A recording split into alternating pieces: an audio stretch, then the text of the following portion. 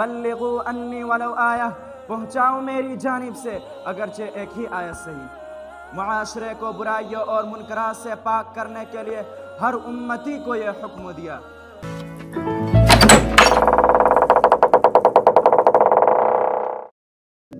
अस्सलामु अलैकुम वरहमतुल्लाहि वबरकातुहू।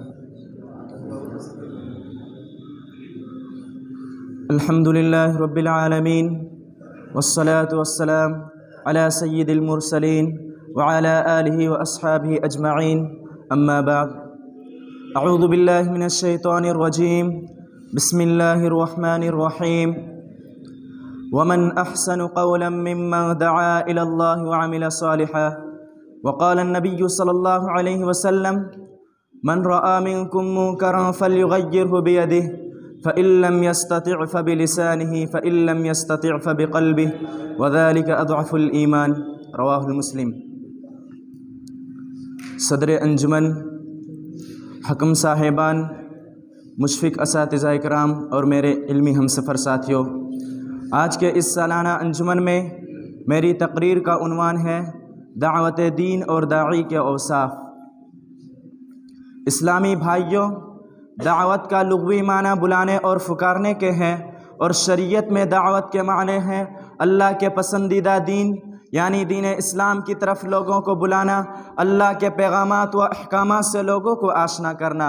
दावत के इस अमल के ज़रिए लोगों को बुत परस्ती से निकाल कर अल्लाह वहदहू ला शरीक की इबादत की तरफ बुलाया जा सकता है। इसी के खातिर अल्लाह रब्बुल आलमीन ने जनाब मुहम्मदुर रसूलुल्लाह सल्लल्लाहु अलैहि वसल्लम को दाई इलल्लाह और बशीर व नज़ीर बनाकर भेजा। जैसा कि अल्लाह रब्बुल आलमीन का फरमान है, या अय्युहन नबिय्यु इन्ना अर्सलनाका शाहिदन व मुबश्शिरन व नज़ीरा व दाइयन इलल्लाह बिइज़्निही व सिराजम मुनीरा।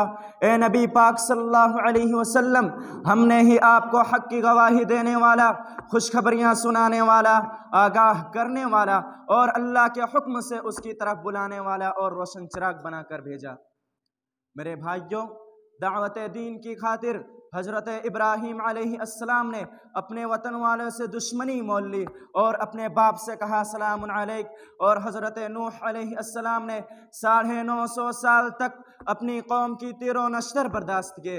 दावत दीन ही का जोश व जज्बा था कि हज़रत इमाम अहमद बिन हम्बल रहमतुल्लाह अलैह ने बादशाह वक्त के कोड़े बर्दाश्त किए। इसीलिए अल्लाह रब्बुल आलमीन ने कुरान मजीद में दाई की बात को अहसन करार देते हुए फरमाया, वमन अहसनु क़ौलन मिम्मन दआ इलल्लाहि व अमिल सालिहन। और उससे ज़्यादा अच्छी बात वाला कौन है जो अल्लाह की तरफ बुलाए और नेक काम करे। और अल्लाह के नबी सल्लल्लाहु अलैहि वसल्लम ने दावत की फजीलत को जाहिर करते हुए फरमाया, मन दल्ला अला खैरिन फलहु मिस्लु अज्रि फाइलिह। जो किसी शख्स किसी को भलाई का रास्ता दिखाए तो उसको भी उतना ही अज्र मिलेगा जितना करने वाले को। रब्बुल आलमीन ने उम्मत मुहम्मदिया को दावत दीन का हामिल होने के बाइस खैर उम्मत और उम्मत वसत के लक़ब से नवाजा और दावत दीन की ज़िम्मेदारी का एहसास दिलाया। और नबी अकरम सल्लल्लाहु अलैहि वसल्लम के इस दुनिया से चले जाने के बाद उम्मत मुहम्मदिया के हर शख्स पर यह ज़िम्मेदारी बनती है कि वो कार नबूवत यानी दावत दीन का फरीदा अंजाम दे।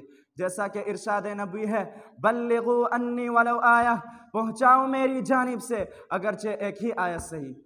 मुआशरे को बुराइयों और मुनकरात से पाक करने के लिए हर उम्मती को यह हुक्म दिया।